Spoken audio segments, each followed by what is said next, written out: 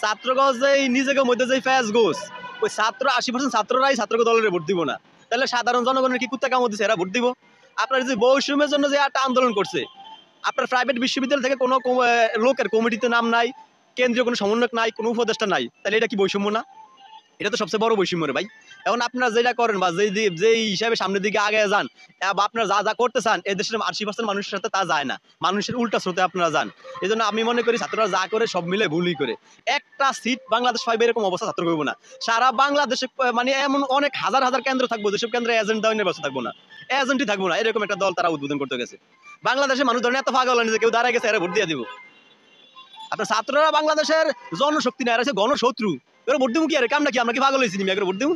Vote দরকার হলে বস্তা করে জঙ্গল হালাই দেবো, বুড়িগঙ্গা নদীতে হালাই দেবো, এবার ভোট দেবো কি আরে? এই যে নির্বাচন দাঁড়ানোর জন্য কি তাহলে আমাদের ব্যবহার করলো, আমাদেরকে যে আন্দোলন করালো, কেন করালো? এখানে শুধু এতগুলো মানুষের মারা তো দরকার ছিল না। এই যে রাস্তায় এতগুলা মানে লাশ পড়লো, শুধু হুদাই পড়লো। তো আপনারা নির্বাচন করবেন, আপনারা স্টুডেন্ট, আপনাদের এখনো নির্বাচন দেখলাম যে অমুক সংসদ অমুক আসন থেকে দাঁড়াচ্ছে, ওইটা অমুক আসন থেকে দাঁড়াচ্ছে, এটা কেন? আপনাদের নির্বাচন করার ইচ্ছা ছিল, আপনারা সেটা যদি এত হ্যাডম থাকতো, আপনাদের বুকে যদি সাহস থাকতো, তাহলে আপনারা নিজেরা রাস্তায় নেমে আপনারা নিজেরা এদিকে করতো। স্টুডেন্টদের ব্যবহার করার তো কোনো দরকার ছিল না এখানে। যখন আন্দোলনটা করেছি তখন কিন্তু আমাদেরকে বলা হয় নাই যে আমরা নতুন দল তৈরি করবো, ঠিক আছে? এটা আপনারা জানতেন কি? আপনার প্রেস লোক আপনারা জানতেন? আমি আপনাকে কোশ্চেন করলাম, আপনারা জানতেন যে আমাদের নতুন কোনো দল হবে? এটা আমরা জানতাম না। আমাদের উপর হামলা করছে, আমরা কি চুরি করে রাখবো? আমরা কি ভক্তির মতো চুরি করে রাখবো?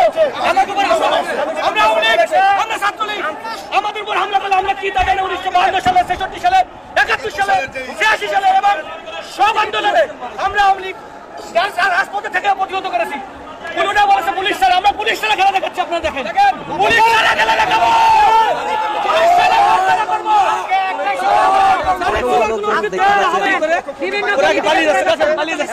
যখন আমরা মাঠে আসছি তখনই পালিয়ে গেছে।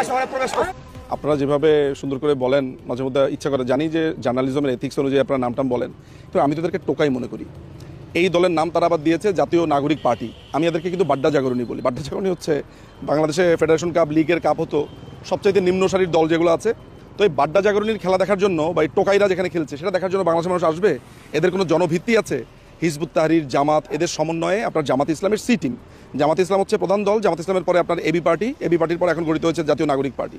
ফলে দল আপনার গঠন তো আমিও করতে পারি। আমি কালকেই চাইলেই আমি ওই 5 জনকে নিয়ে একটা পার্টি করে, দেখেন না যে আরেকজন আছে যে আগে নাগরিক কি জানি বলে আপনার নাগরিক অধিকারে ছিল, এখন সে আমজনতা পার্টি বানিয়েছে আপনার দিল্লির ওইটার অনুকরণে, নকল করে। তারেক রহমান নামে একজন আছে। ফলে চাইলেই তো পার্টি বানানো যায়। ব্যাঙের ছাতার মতো কেন বানাচ্ছে জানেন?